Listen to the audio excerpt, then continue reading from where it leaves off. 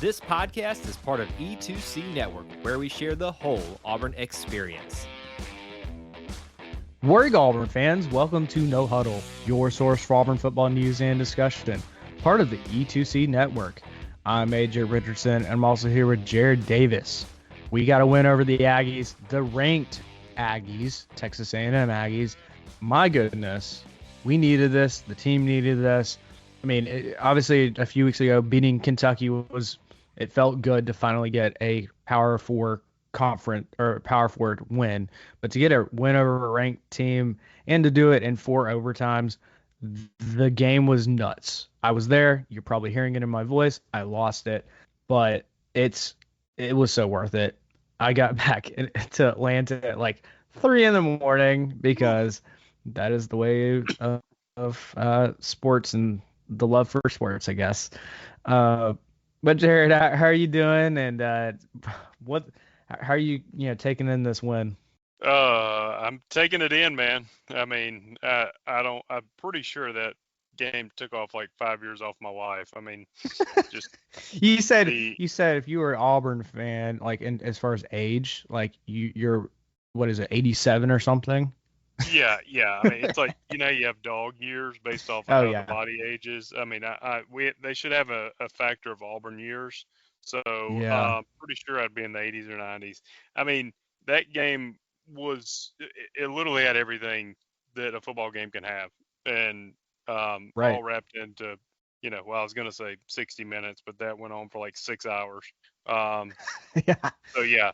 It was crazy, man. I couldn't go to sleep last night. So I did get to bed before 3, but that's brutal having to drive back to Atlanta after that. I mean, brutal in the sense of not getting any sleep. I'm sure you were excited. Oh yeah.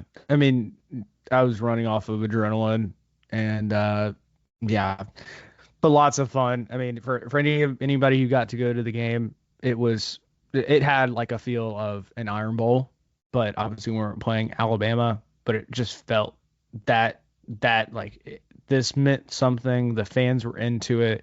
The students who, like, I was thinking back, like, again, one of those, these students have not seen Auburn have really any like really big wins at home. And this was one of the first games that I can think of for the last few years that we've had a big win at home. So I'm sure that was big for a lot of these students that rushed the field and didn't get or haven't had that opportunity. So proud of them. I mean, and proud of our my goodness, the players like persevering, getting through this season where I'm sure their expectations were pretty high for the season. And here we are coming into this game 4-6 and, still unknown about bowl eligibility. Like, we still can technically do it if we get a Tuscaloosa and win. Still pretty unlikely. But that I feel like that is the way of right now Auburn. And we have to like push through this. And I feel like one of my big topics I want to talk to you about is what does this win mean to our program? Because to me, this is potentially a big turning moment of we played well enough to win the game. In a game where we've seen it, like Missouri or Oklahoma, Cal, where you get a lead up and then the other team comes rushing back.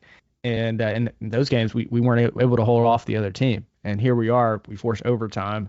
Like, do you think that does something to like the players' mentality of like, oh, we actually did it. We can win. Do you think it changes just because of this game?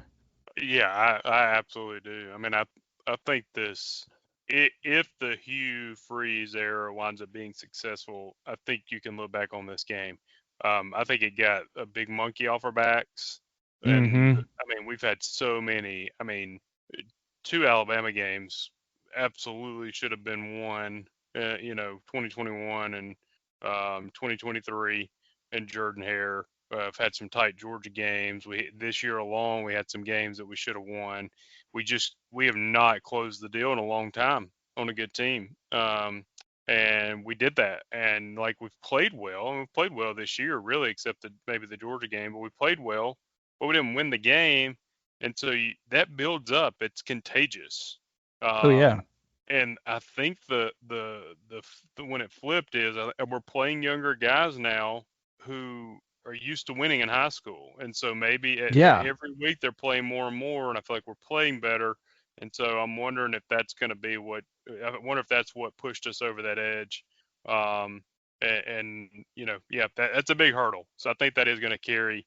I mean, if you carry that into Alabama, I'm not trying to say we win, but if you carry that into Alabama and win there, I mean, it's going to be elevated expectations for next year. Oh, 100%. I mean, you carry, some conference wins when you struggled earlier in the season, and in the second half of your season, you can see the progression. Like, I mean, if you look again at offensive stats and defensive stats this year, Auburn's in the top half of the SEC in most stats, but we just haven't put it together and scored touchdowns when it really matters. Or we have, weird fluky like things that happen, or I don't know, missed field goals, which again is weird for Auburn, but we actually put it together enough to win this one. And you could feel it immediately when we kicked that final field goal at the end of the game to tie things up. I think Auburn, like, what was really awesome, like there was a moment, I don't know if you got to see this on TV, but it was during one of the timeouts, like right before we were about to kick that field goal. Well, we actually had a chance to like score a touchdown and like just put the game away. But this like impromptu "Let's go Auburn" like clap and cheer was happening around the whole stadium, and I think every single Auburn fan in there was chanting it. And I don't think I've ever seen, or it's been a very long time since it was like a crowd-led version of that. But it was like the willing of the players to, hey guys, you can do this. We know you can do this. Go out there and do it.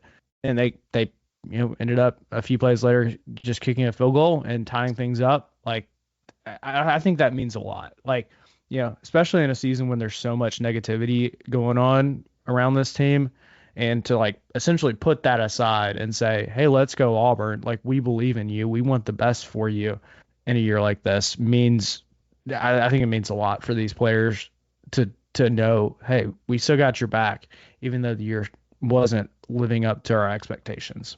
Let's talk about just a couple other things that happened. One of them was around the refs, and there were definitely some like questionable things. So one of the big ones, and I was in the stadium, and I didn't understand this one. So Jared, you're gonna have to give a little context too.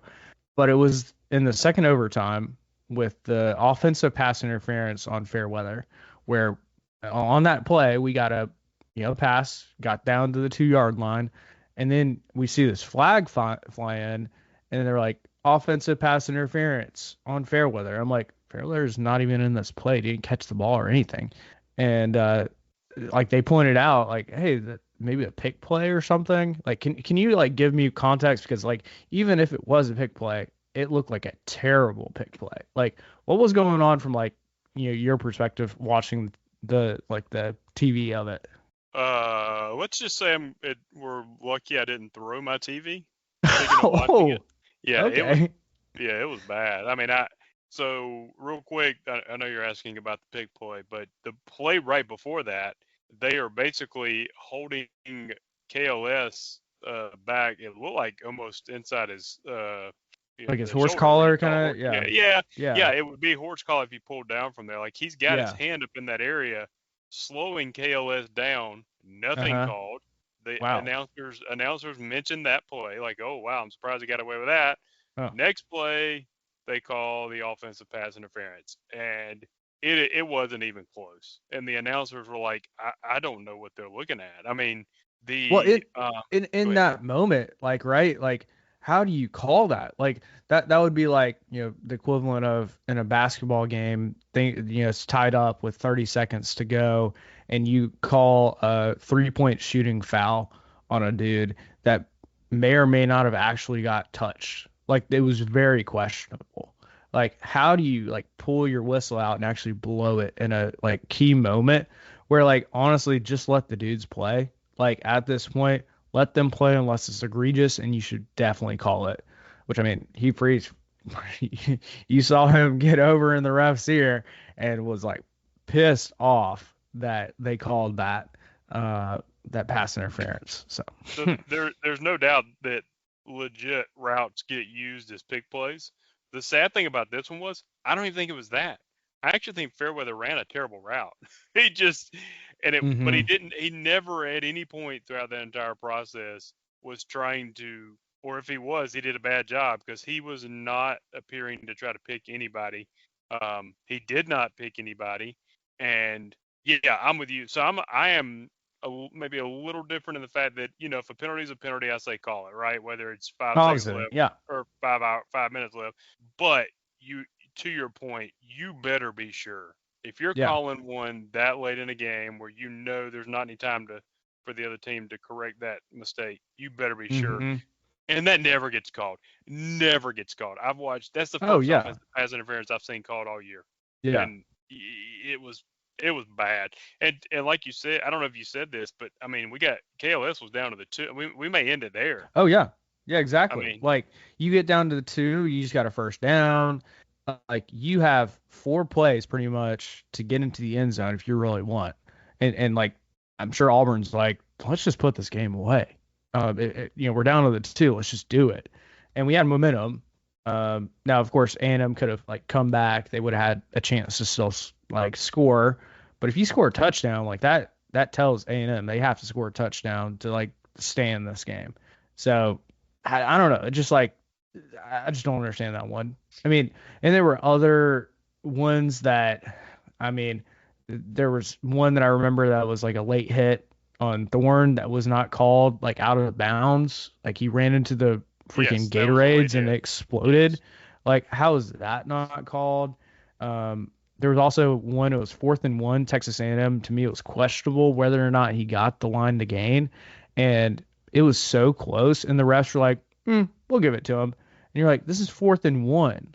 And they didn't even like come out and measure it. Like, do we ever measure anymore like a first down? Or is it just like eyeball it? Like, it feels like we're just eyeballing everything. Yeah, like, they don't measure it a lot anymore. Which, the only thing I feel like that kind of helps is it helps the game go along a little bit quicker, so we don't have to, let's pull out the chains and measure them, right? But like, if it's that close and it's a big game like this, come on, spend an extra like minute to measure it. Anyway, like there were definitely some questionable things, but here we are. I mean, obviously we still won this game, and I mean, in reality there were negative things that happened to Texas A&M. So in the end, it kind of balanced itself out, and I don't think any of those calls changed the actual outcome of the game. But it's just always like awful to like see those calls or non-calls happen. Because you're like, come on, like it's so obvious. It is so obvious. It was pretty bad. Yeah. So I mean, another topic just kind of coming to mind, particularly in this game, and I was very impressed with the coaching for the first quarter and a half. It felt like we came to play. We were slowing down Texas A&M enough. We were causing turnovers. A&M was still moving the ball, but our defense was doing just enough that Texas A&M for all of the first quarter didn't even score. And I feel like our offensive game plan, oh my gosh, like that was a masterclass in like how to put together a game plan and exploit a defense, because it felt like everything Auburn wanted to do on offense was just working. And we moved down the field, scored 3 really quick touchdowns on A&M. It was wild. Like I haven't seen that probably since like a Gus Malzahn playing against like, I don't know, Arkansas or something, where like he just like figured them out quick and we ran those plays and it just worked. And I feel like we did that against Texas A&M for the first little bit. But of course, like you got the flip side of it where A&M like storms back after Auburn jumps up 21 points, and they actually start putting together points and touchdowns, and it's like, all right, like we got a ball game here, guys, like 21 all, and like I'll commend, like I kept reminding my dad sister and brother-in-law who I was sitting with. I was like, hey guys, like reset your hopes. Like, remember we're this is that same Auburn team that's lost these kinds of games before.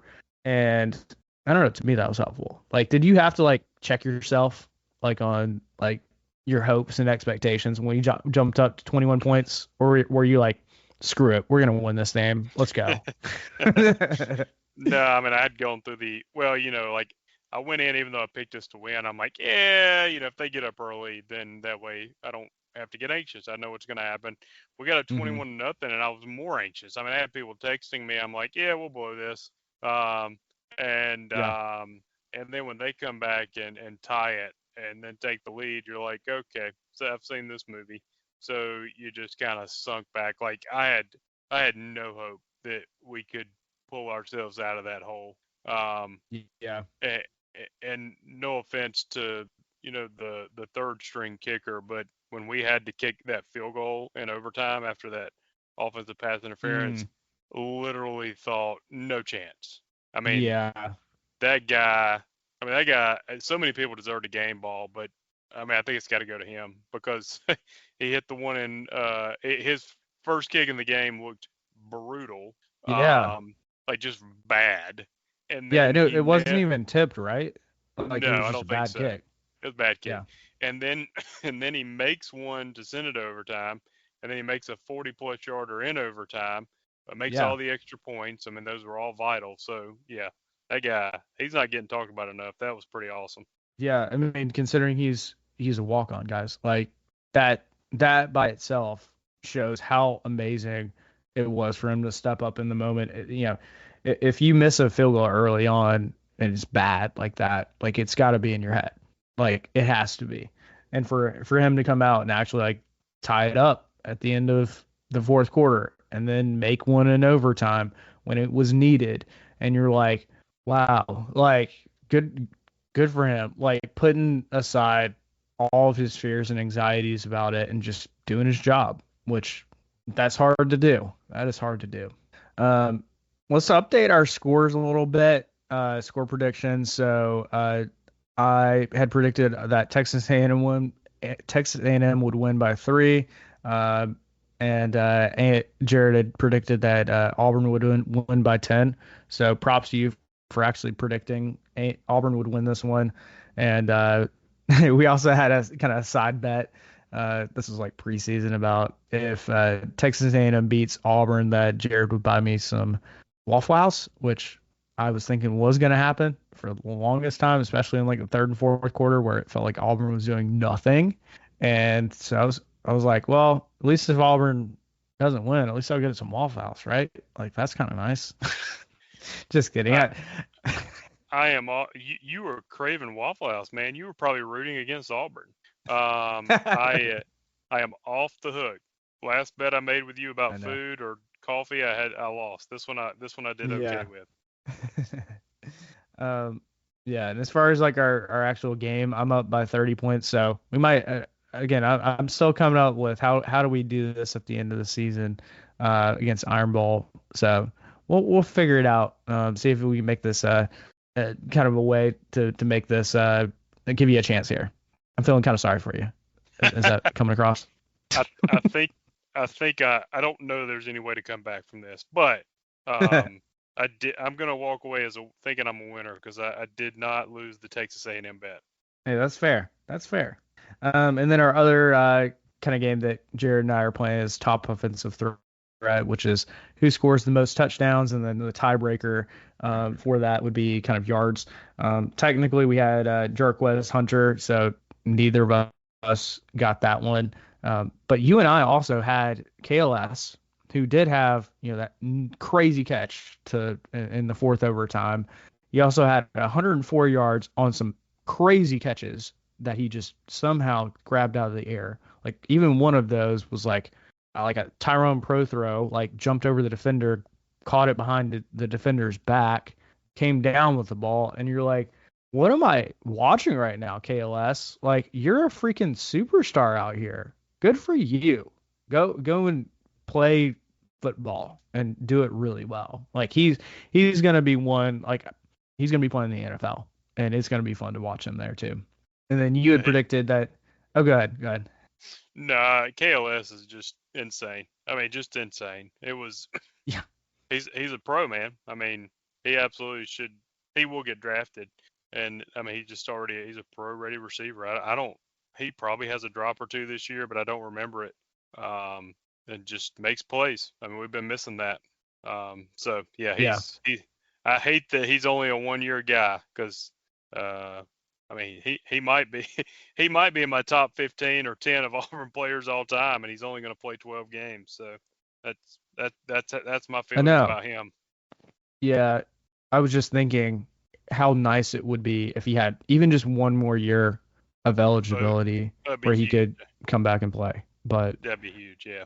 Like somebody was like, go find him a COVID year or something. Like we need to figure out some way to get him back because my goodness, this dude helped this wide receiver group. I think even just from like a obviously yardage standpoint, but I'm sure the leadership, senior leadership, that helped this whole team become a better team because, you know, guys like even Cam Coleman finally started to ball out in the last few weeks. We've had some like glimpses of it, but like the last couple of games, he's really starting to come into his own and scoring a couple touchdowns this game, having over 128 yards. I mean, how great is that to finally see Cam Coleman like actually play well and play big? Like how does it, like you had chose Cam Coleman, like does it feel like it's becoming real? Like this dude is for real and legit? Yeah, I mean, I think it finally is. I think he's gotten comfortable with the speed of the game. I think Hughes giving him more opportunities, so maybe Hughes gotten more comfortable with him. You know, in the first 6 or 7 games, he was basically just a deep threat. Like, all right, I'm going to stutter and go. Hopefully, you bite on it. And to be honest with you, that was one of his touchdowns yesterday. But he's running real routes now. Real routes, not wheel routes, but real routes. I mean, he had like 7 or 8 catches. He had a big catch at the 1 or 2 yard line earlier in the first half as well. You know, so you're talking about he got the 2 touchdowns. He was very close to a third. And yeah, I think he's becoming a complete receiver. And the thing about KLS is the one positive right now, because listen, there's a lot of negative about this season and some of Hughes coaching, but the way Hughes recruiting right now, he's doing it at a level to where, you know, you hope you don't miss a beat. We're like, man, we hadn't had a receiver like KLS in forever, and we haven't. And that's not an easy guy to replace. But the way Hughes recruiting, maybe you do go into next year, and you got like a young guy who puts up that kind of production, and you're like, oh, we got this guy another 3 years. So yeah, you know, the one thing that Hugh is doing well right now, and I know signing day's a few weeks away, but right now he's stacking these big time classes, and that's how you know, Auburn's so used to being good every 4 years, right? And we haven't been good in 5 or 6, and that's why we're frustrated. You have that every 4 years, you hit real big. I mean, the way Hugh's recruiting, that's how you hit every year. And you don't miss a beat when you lose a KLS. So we'll see how that goes. But he's going, man, him and Jarquez, if we had them one more year, whew. Oh, buddy. I mean, I still think our offensive threats, you're seeing the freshmen starting to step up. I mean, I'm still a big believer in Damari Austin at the running back position, stepping up in the place of Jarquez. He just hasn't been given the workload like Jarquez has, and you know Jarquez definitely deserves way more of the workload this year, as he's showing. But I think there's going to be players to step up, and that to me, you can already see kind of those players starting to rise up, like Cam Coleman and Malcolm Simmons, and it's just like, all right, awesome. Like when is also like Perry Thompson going to start catching fire, because I think he's going to catch fire at some point. Hopefully it's next year. But you just have to, like, for me, it's like you can see the progression of some of these younger guys and them they're already figuring things out. One of the just kind of like talking point that I wanted to agree with you is quarterback situation, which, Peyton Thorne, I think obviously because he's the starting quarterback for us, is under the microscope at all times. But Peyton Thorne had 339 total yards. That includes his passing and his own rushing yards. and a couple touchdowns. He did throw an interception, and it was a bad interception, gave A&M some short field position, but thankfully our defense was able to hold Texas A&M just a field goal right after that, which honestly at that moment, like I looked at my brother-in-law and he was like, that felt like a huge win because Auburn still had the lead, even with the field goal Texas A&M just made. So I felt like Peyton Thorne, as much as we criticize him, he played to win this game. Like we did obviously struggle a lot in the third quarter. I don't know how much that was on the play calling or how much it was on Peyton, but he pushed through, and when it mattered, we had to put together a 74-yard drive at the end of the game to even get us towards a field goal to tie things up. Guess what Peyton Thorne and our offense did? We put something together, and we did it. We actually did it. Like I was kind of in disbelief that we actually like kept driving down the field, and with only a couple minutes left in the game. But props to him and how he's pushed through. And I know a lot of negativity has been around him too. Like if you've been in an Auburn game, there are plenty of times, Peyton Thorne does something and you hear literally boos or, like there's just sigh of like really Peyton, like, and Peyton's hearing that, like, and yet he's still out here putting his body on the line. Like he's, for all intents and purposes, probably got one more game left in his career unless he goes to like the XFL or something. So yeah, I mean for him, like he's giving it all for Auburn, and I'm thankful for him. Peyton, real quick. Peyton deserves a lot of props, man. I mean, the thing that gets lost is how we talk about stuff, and when you're talking about the quarterback, you're really talking about coaches not having better options, right? Because the kids are going out there and giving it their all, man. Yeah. And that's the one thing you can say about Peyton. He always went out there and gave it his all. He didn't. I mean, he threw his body on the line multiple times this game. His scramble on 4th and 2 on the final drive, and that's the only reason we even had the chance to win. Peyton played. The only thing Peyton really has decent numbers this year. It's just been like he can't do it in the clutch. Well, he finally did it in the clutch, and you're like, man, because I mean, to have to keep producing in those tight situations at the end, that's not something he's done, man. And I didn't think he could do it, and I am super happy for him. Happy for Auburn, but also happy for him. Oh yeah, I was so happy for him. I mean, I saw him, Jarquez, a few other of the seniors like Luke Deal, like doing the cigar smoking in the stadium right after the game, and like you're just like, I love this for them. Like it's senior night, you put your heart on the line. A lot of these guys like Luke Deal for like, was it 4 or 5 years or whatever he's been here, like that by itself, and Jarquez too, obviously, like he grinded, and he did really, like he put up with a lot. Like he went from Harsin to the last couple years of struggling to getting a big win at the end of your last game in Jordan Hare. So happy for them. I don't want to like forget about the defense, because let's talk just for a few minutes on the defense. They played their butts off. I remember at one point I looked at like the time of possession, and Auburn, I think it was at like 14, and A&M was at 30 minutes already. And I was like, oh my goodness. Like our defense had been on the field 30 minutes already, and we aren't even in, I think it was almost at the fourth quarter at this point. And I was like, wow, our defense has been out there a lot and did pretty well.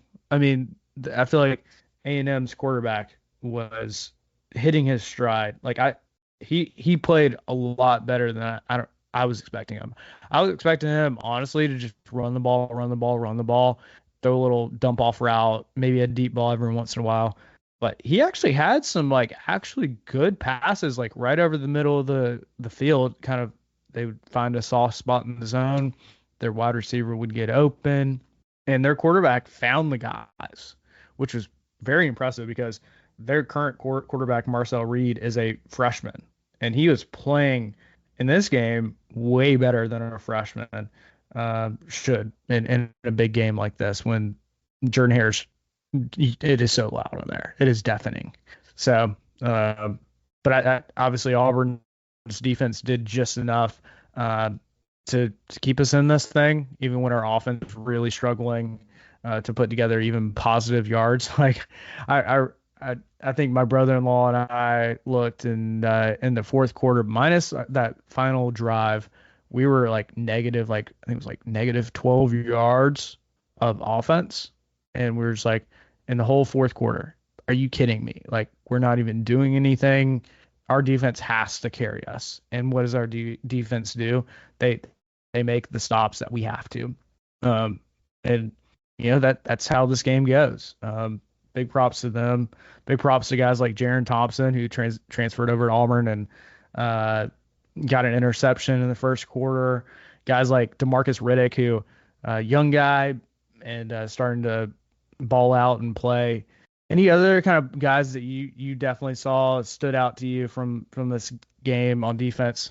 Yeah, was it Blockton or it was a defensive Oh guy yeah, he kept coming around the edge, man. He was crazy. I mean, dude, he had like I don't know if it came off as 2 sacks. Let me go check real quick. He had 1 tackle for loss, and there has to be a sack. He got a sack. Is he a true freshman or freshman? Let's check. I don't know what he is. Yeah, he's a freshman. Freshman, yeah. Okay. Yeah, so our D line's pretty good. Their O line is massive. Like yeah.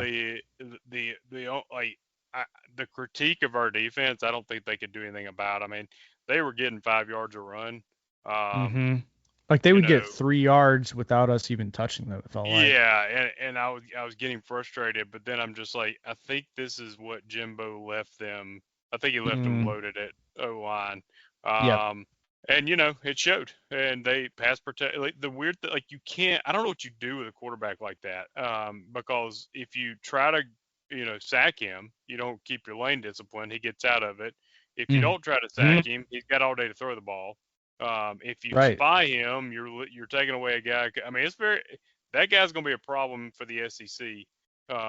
He's a better version of Milroe, in my opinion. I mean, Milroe is a better runner probably, but this guy is a better passer from my just uneducated opinion.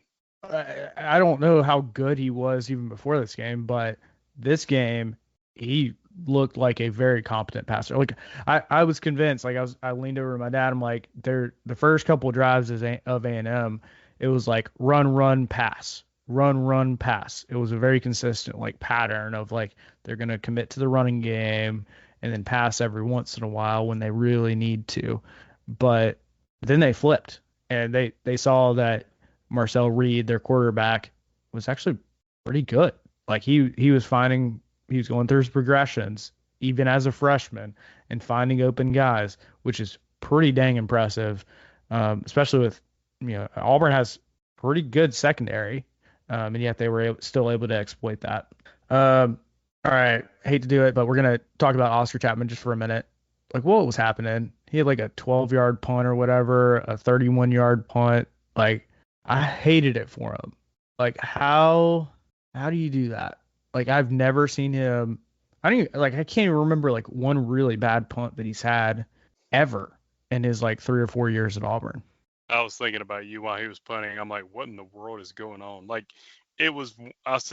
I think I texted somebody after his 17-yard punt, and I said, and we were already up, by the way, by 14. I was like, yeah. So this is how we lose this one. It starts with a 17-yard punt, because like you just know, like, all right, there it is. Oh yeah, that's how we do it. Yeah. And then he did it like 3 more times. I'm like, yeah.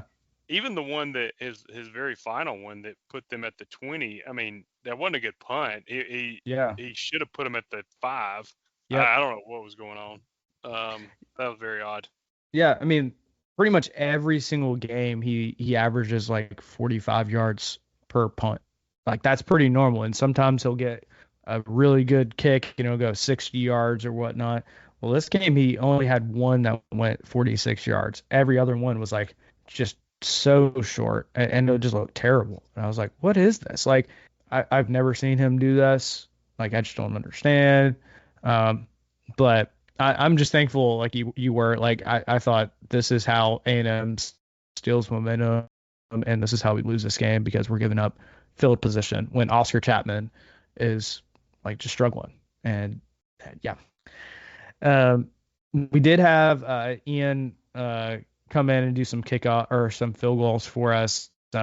He did miss that 40-yarder, and that I'm sure stuck with him, but he pushed through and actually made a couple shorter field goals for us. So that was awesome, and obviously made all of his extra points as well.